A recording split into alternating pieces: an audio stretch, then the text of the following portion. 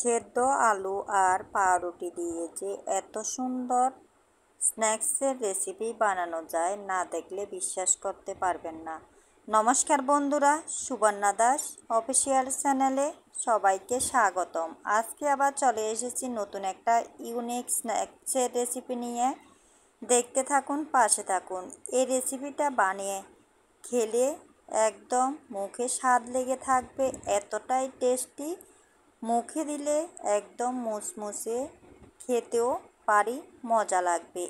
আমি এই স্ন্যাক্সের রেসিপিটা কিভাবে বানাবো দেখতে হলে পাশে থাকুন। কি কি উপকরণ নিয়েছি এখানে: আমি সিদ্ধ আলু 3টা নিয়েছি, আর পাউরুটি নিয়েছি 5 পিসের মতো।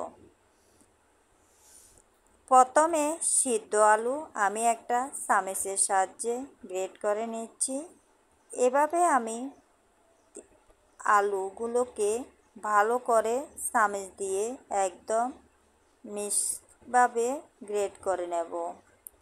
আপনারা গ্রেটারের সাহায্য গ্রেট করে নিতে পারেন, আমি চামচ দিয়ে এভাবে গ্রেট করে নিচ্ছি।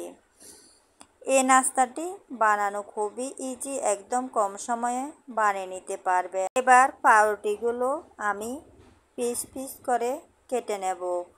পিস পিস করে কেটে নেওয়ার আগে পাউরুটির যে সাইডের অংশ রয়েছে, আমি চারপাশে সাইডের অংশ কেটে রেখে দিচ্ছি।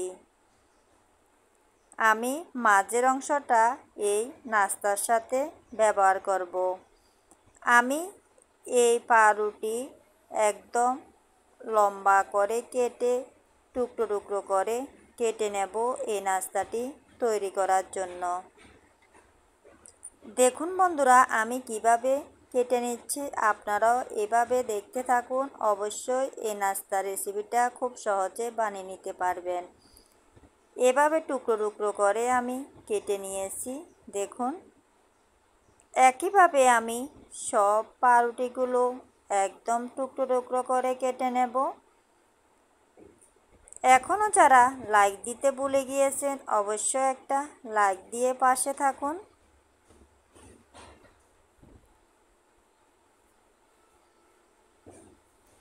আমি সব পাউরুটিগুলো কেটে নিয়েছি, আলুও গ্রেট করা হয়ে গিয়েছে। এবার আমি এই আলু তেলের মধ্যে ভেজে নেব। ফ্রাই প্যানে আমি তেল বসিয়ে দিয়েছি, আর তেলের মধ্যে 1 চামচ পরিমাণে জিরে দিয়ে দিলাম।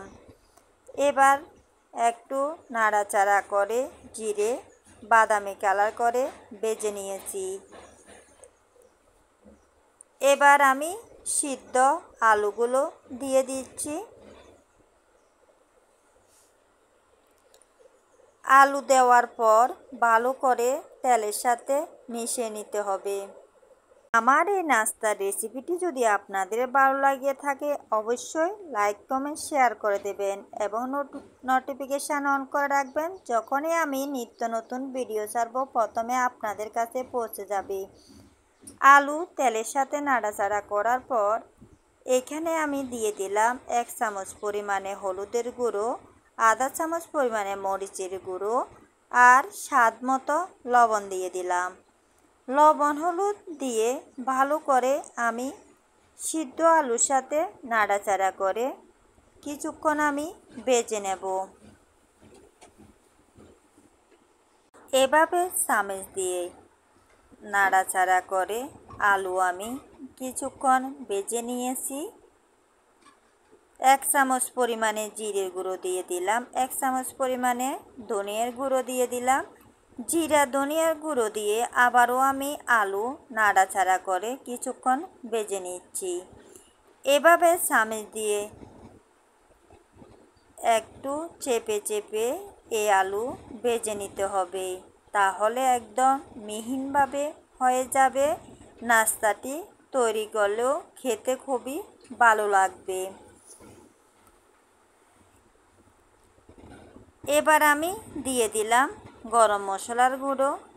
গরম মশলার গুঁড়ো দিয়ে একটু নাড়াচাড়া করে নিচ্ছি। এবার আমি চুলোটা বন্ধ করে দেব। সিদ্ধ আলু আমার রান্না করা হয়ে গেল। এবার আমি পুরো নাস্তাগুলো বানিয়ে নেব। এবার আমি নাস্তাগুলো কিভাবে তৈরি করব দেখতে থাকুন। প্রথমে আমি আলু একটু হাত দিয়ে ভালো করে আবারও আমি মিক্স করে মাখিয়ে নিচ্ছি।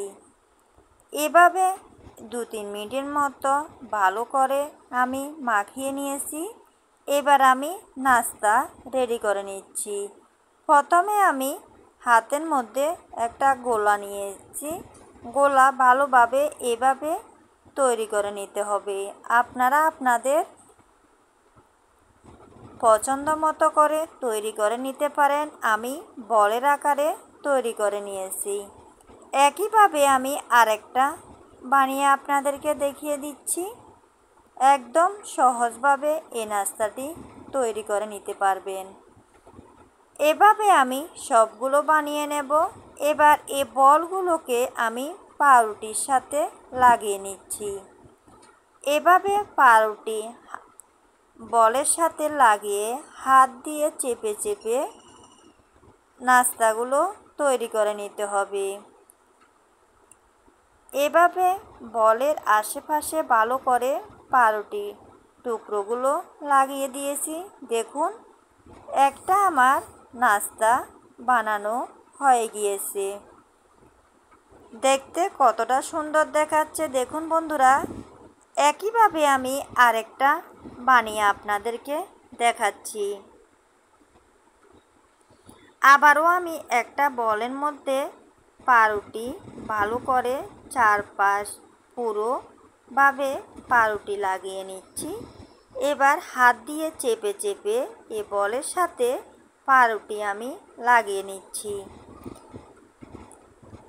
এভাবে আমি আরেকটা বানিয়ে নিয়েছি।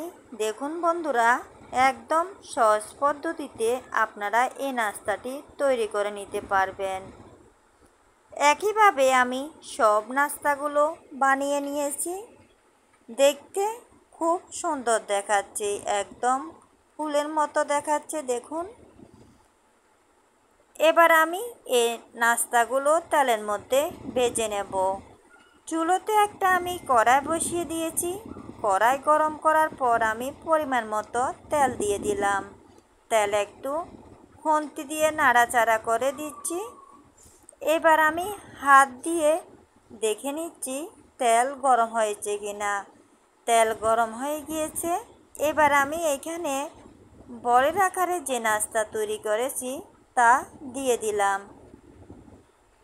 আমি এখানে সবগুলো একসাথে ভাজবো না, আমি 2-3টা করে ভেজে নেব। এ সময় চুলার আঁচটা একদম কমিয়ে দিতে হবে, না হলে পুড়ে যাবে। এভাবে হালকা আছে একটু ঘন হাতে আস্তে আস্তে করে উল্টে দিতে হবে। দেখুন বন্ধুরা, কালারটা কেমন হয়েছে, একদম বাদামি কালার হয়ে গিয়েছে। এ নাস্তা ভেজে নেওয়া বেশি প্রয়োজন নেই। এভাবে আমি ভেজে নিয়েছি। এবার আমি একটা পাত্রের মধ্যে তুলে নিচ্ছি। এবার আমি বাকি নাস্তাগুলো তেলের মধ্যে দিয়ে দিলাম। একইভাবে আমি সব নাস্তাগুলো ভেজে নেব। আমার যদি এই নাস্তার রেসিপিটা যদি আপনাদের ভালো লেগে থাকে অবশ্যই বাসায় ট্রাই করবেন।